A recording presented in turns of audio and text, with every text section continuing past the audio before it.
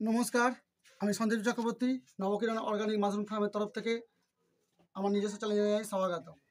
তো আজকের টপিক ছোট টপিক। আজকের টপিক হচ্ছে আমরা যে সিলিন্ডারগুলো বানাচ্ছি কতটা বেশি কিভাবে প্রোডাকশান পাবো, আমরা বেশি প্রোডাকশান পাওয়ার প্রণ থাকি। তো বন্ধুরা, আমি এই টেকনিকটা অনেকবার কাজে লাগিয়েছি, তাই দেখাচ্ছি। তো আমরা প্রথমবার যে প্রোডাকশানটা তুলি, যে হারভেস্ট করি, 40 থেকে 50% কিন্তু হারভেস্ট তখনই হয়ে যায়। তারপর বাদবাকিগুলো ধাপে ধাপে দেয়। এক একটা সিলিন্ডার থেকে 4 বার 5 বার 6 বার পর্যন্ত প্রোডাকশান পেয়ে থাকি। তো আমরা দ্বিতীয়বার যে প্রোডাকশানটা তুলি, তারপর আমরা কিন্তু এই টেকনিকটা কাজে লাগাই। এই একটা সিরিঞ্জি নেবেন, এরকম একটা সিরিঞ্জি নেবেন। এই সিরিঞ্জি নিয়ে আপনার সিম্পল জল, যে সিম্পল জল আছে, কলের জল বা যেই জল আপনারা মাশরুমে দেন, সেই জল নিয়ে আপনারা কি করবেন, এই ছিদ্র দিয়ে, একটু সামনে নিয়ে চলে আসে ক্যামেরাটা, এই ছিদ্র দিয়ে, এই যে ছিদ্র আছে, এই ছিদ্র দিয়ে কিন্তু আপনারা কিন্তু ইঞ্জেকশনটা পুশ করে দেবেন। এই ছিদ্র দিয়ে ইঞ্জেকশনটা, জলটা কিন্তু পুশ করে দেবেন। সিম্পল জল, এই জলে কিন্তু আমরা কিছু দিই না, এই জলে কিন্তু আমরা কিছু দেব না। শুধু এই জলের এই যে ছিদ্রগুলো আছে, এই ছিদ্র দিয়ে আমরা কিন্তু চতুর্দিকে জলটা কিন্তু পুশ করে দেব। এতে কিন্তু প্রোডাকশন কিন্তু খুব সুন্দর হয়। কারণ এর ভিতরে যে জল থাকে, এই ভিতরে যে জল থাকে না, সেই জলটা দ্বিতীয়বার তৃতীয়বার ক্রপ তোলার পর, প্রোডাকশন পাওয়ার পর অনেকটা শুকিয়ে যায়। সেই কারণে মাশরুম কিন্তু ফলন এক কমে যায়, আর দ্বিতীয় যেই ফলনটা হয়, সেই ফলনের যে ফসলটা হয়, যে পাপড়িগুলো হয়েছে না, অনেক হালকা হয়ে যায়।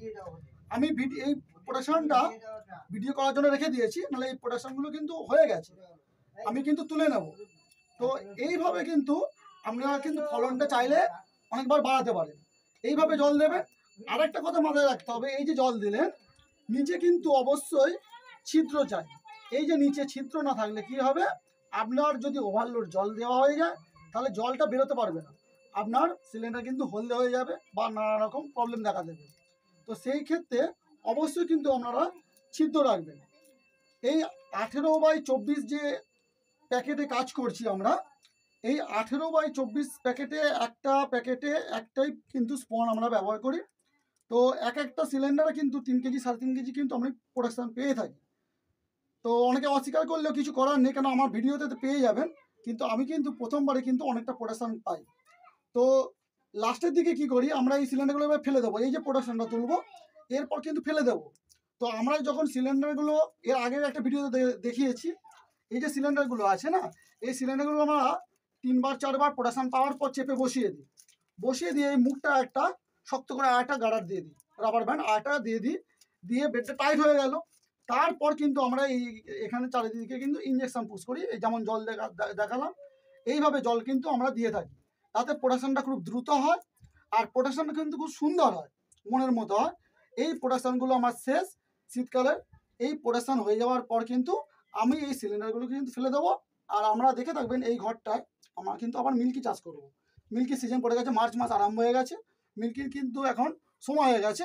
আমরা এই ঘরটাকে, এই সমস্ত বেডগুলো ফেলে দিয়ে কিন্তু আমরা নতুন সিলিন্ডার লাগাবো। ফার্স্ট আমরা এগুলো ফেলবো, তারপর স্যানিটাইজার করব, তারপর কিন্তু এই ঘরটাতে কিন্তু আমরা র্যাক করে এই দড়িগুলো টাঙিয়ে দিই, তারপর র্যাক করে কিন্তু আমরা মিল্কিটা বসাই। তো এই পন্থাটা কাজে লাগাবেন, দেখবেন সমস্ত সিলিন্ডার কিন্তু এখনও কিন্তু খুব সুন্দরভাবে মাশরুমগুলো কিন্তু ফলনগুলো হচ্ছে। আপনার এই টেকনিকটা কাজে লাগাবেন। আপনারা এই টেকনিকটা কাজে লাগালে মাশরুমের ফলন কিন্তু অনেকটাই বেশি পাবেন। আমি এই পন্থাটা কিন্তু বহুবার কাজে লাগিয়েছি, আমরা প্র্যাকটিক্যালে করে দেখি, তারপর আপনাদের কিন্তু ইনফরমেশনটা দিই।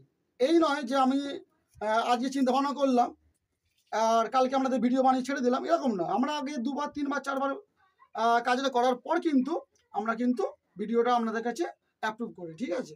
তো আজ ভিডিও এই পর্যন্তই। সুস্থ থাকবেন, ভালো থাকবেন, সকলকে ধন্যবাদ, থ্যাংক ইউ।